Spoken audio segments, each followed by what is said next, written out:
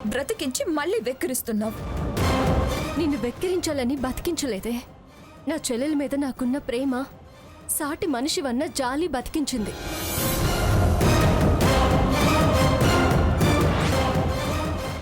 ఇందుకే ఇలా అవతల వాళ్ల జాలి, దయ, సానుభూతి మీద బ్రతకటం నాకిష్టం లేదు.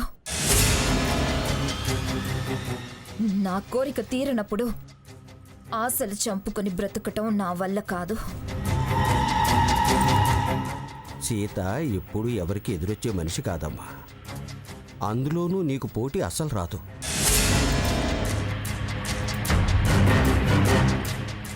అది చిన్నతనం నుంచి ఎన్నిసార్లు తనోడి నిన్ను గెలిపించిందో మర్చిపోయావా?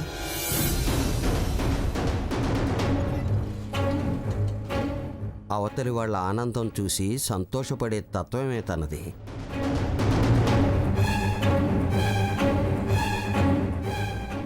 ఆశలు తీరాలంటే సరైన ప్రయత్నాలు ఉండాలి, కానీ దురాశకు పోతూ అడ్డదారుల్లో వెళితే ప్రయత్నాలు ఫలించవు. మనం న్యాయంగా, ధర్మంగా సరైన లక్ష్యం వైపు నడిస్తేనే విజయాలు సొంతం అయ్యేది. నీ తప్పే నిన్ను ఈ స్థితికి తీసుకొచ్చింది. తన ఒప్పులే తనను ఆ స్థాయిలో నిలబెట్టింది. రే సాకేత్, తను అసలే మానసికంగా కుంగిపోయింది. ఎందుకురా ఇంకా అలా మాట్లాడతావు? పాపం కదానో ప్రేమతోనో వదిన బతికిస్తే తన నిర్ణయానికి సీత వదినే కారణం అంటోందేంటి? తనే కారణమని ఎందుకు అనాల్సి వచ్చిందో చెప్పానుగా. తప్పని మేము చెప్తున్నాంగా. ఇవాళ తప్పించొచ్చు. ఎల్లకాలం మీకు అనుకూలంగా ఉంటుందనుకుంటున్నారా కాలం? నాకు అనుకూలంగా లేని బతుకు నేను బ్రతకలేను. బలవంతంగా బ్రతికించను లేరు. తప్పుతోవలో నడిచి నువ్వు పడ్డ తిప్పలు కాస్తైనా నిన్ను మార్చలేదా? అయినా అసలు నీ కోరికలేమిటి? తీరందేమిటి? ఎలా తీరుతుందో మార్గం చెప్పపోని. మార్గాలు దీర్ఘాలు నాకు తెలియవు. ఈ సీతను ఎలా అయితే ప్రత్యేకంగా చూస్తున్నారో, ఎంత గొప్పగా చెప్పుకుంటున్నారో, ఎంత మర్యాద ఇస్తున్నారో, ఎంటర్‌ప్రెన్యూర్ అని పొగుడుతున్నారో, అలాగే నన్ను జనం మెచ్చుకోవాలి. నేనుగా ఎదగటానికి ఓ సానుకూలమైన దారి నాకు కావాలి.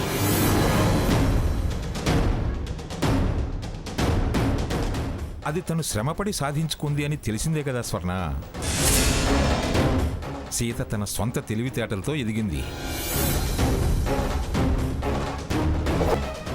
సొంతమో అరువో నాకు అనవసరం. నాకంటూ సొసైటీలో ప్రత్యేకమైన గుర్తింపు కావాలి.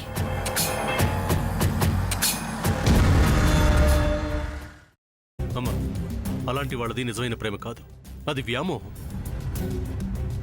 ఎగ్జాక్ట్లీ చిన్నత్త. నిజంగా ప్రేమించుకున్న వాళ్ళు అలా చేయరు. ఎంత మనసు విరిగిపోతే కన్న కూతుర్ని పట్టుకొని మా దృష్టిలో చచ్చిపోయా ఉంటుందా తల్లి? అది సరే అమ్మా, తన కూతురుతో తన మాట అనేటప్పుడు ఆమె మాటల్లో వ్యథ, కళ్ళల్లో బాధ గమనించావమ్మా? పెద్దబాబుకు బర్త్డే విషెస్ చెప్పు కూడా వెళ్ళాం కదా. ఊరికే ఎలా కాలిపోతుంది? మంట పెడితేనో పడితేనో తగలబడుతుంది.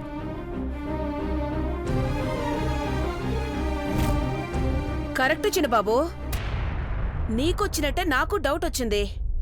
పార్వతే షర్టును తగలబెట్టిందనుకుంటా.